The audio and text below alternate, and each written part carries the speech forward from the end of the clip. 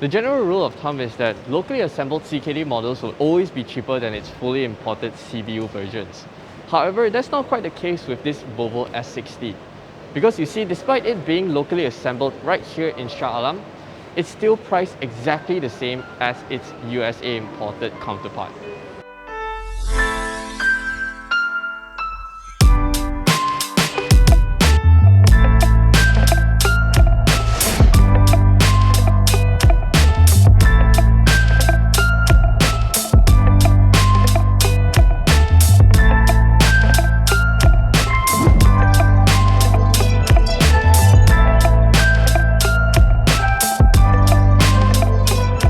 So why is it that the S60 CKD is still priced at 295,888, the same as its CBU units? Well, that's because Volvo Car Malaysia managed to secure duty exemption for the first batch of very limited CBU units, which allows them to price it the same as the CKD model. Now, back to the car. Now, this CKD version still wears the R design exterior pack, so you get a sportier front grille, black accents on the lower bumper, which contrasts very nicely against this white paintwork. You also get black mirror caps as well as a sportier treatment on the rear bumper with dual exhaust outlets. And over to the side, you get 19-inch dual-tone alloys. Like the CBU model, Volvo Car Malaysia offers the S60 in one powertrain option, which is the T8 plug-in hybrid. Now up front, you get a 2-litre twin-charge 4-cylinder petrol engine, which means supercharged and turbocharged, combined with an electric motor to give a system output of 407 horsepower and 640 Newton meters of torque. It also uses an 8-speed automatic transmission as well as all-wheel drive. Sprinting from 0 to 100 takes only 4.4 seconds, and that makes it quicker than the Mercedes-AMG C43, and that uses a 3-litre V6 engine. However, performance is not exactly the key talking point of a plug-in hybrid. Rather, it's low-emission driving. The S60 T8 uses a 11.6 kilowatt-hour battery pack, and a full charge from empty takes about 5 hours when you plug it into a regular 3-pin socket. On a full battery charge, the S60 T8 is able to commute up to 49 kilometers on pure electric power alone. However, based on Volvo's own statement, they said the optimum operating temperature of an electric drivetrain is between 15 to 20 degrees Celsius. And given the heat that is in Malaysia, it's impossible to achieve that, which is why expect a much lower EV range for this S60 T8.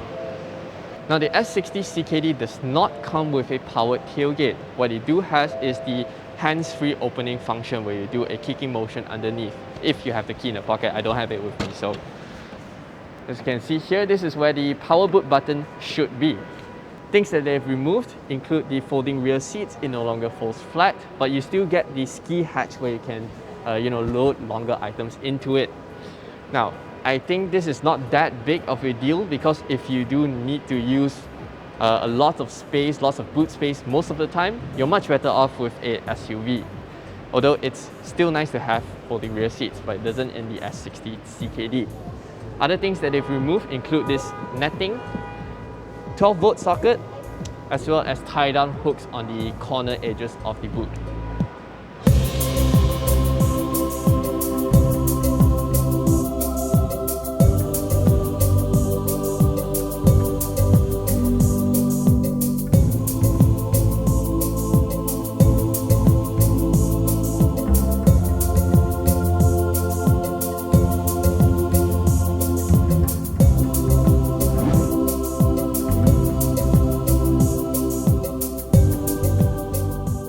Some cool features that they've retained in the S60 CKD include this Napa leather upholstery, panoramic glass roof, 14-speaker Harman & Kardon sound system, as well as pedal shifters.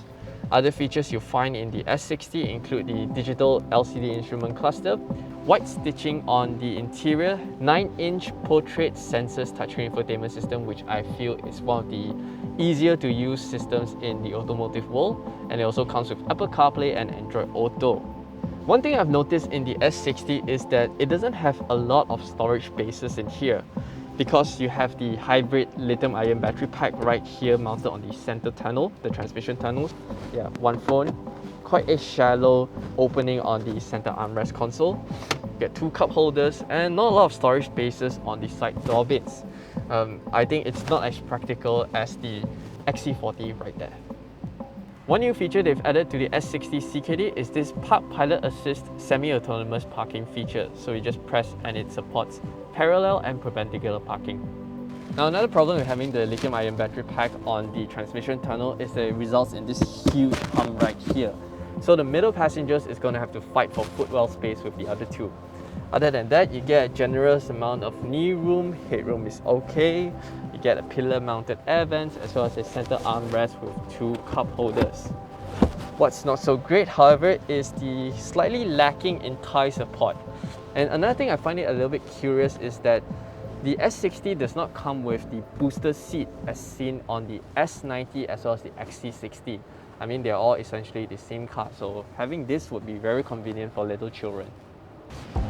Now the Volvo S60 T8 R design goes up against the likes of the BMW 330i M Sport as well as the Mercedes-Benz C300 AMG line.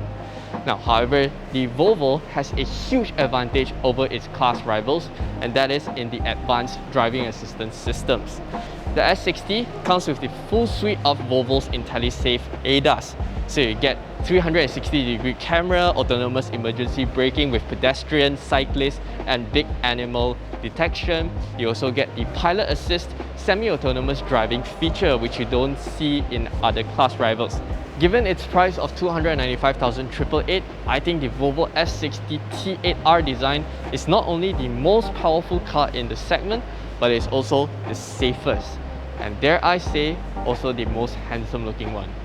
Thanks for watching, we hope you enjoyed this video. Make sure to subscribe to our YouTube channel for more videos like this. And let us know in the comment section below whether would you take this over its German rivals.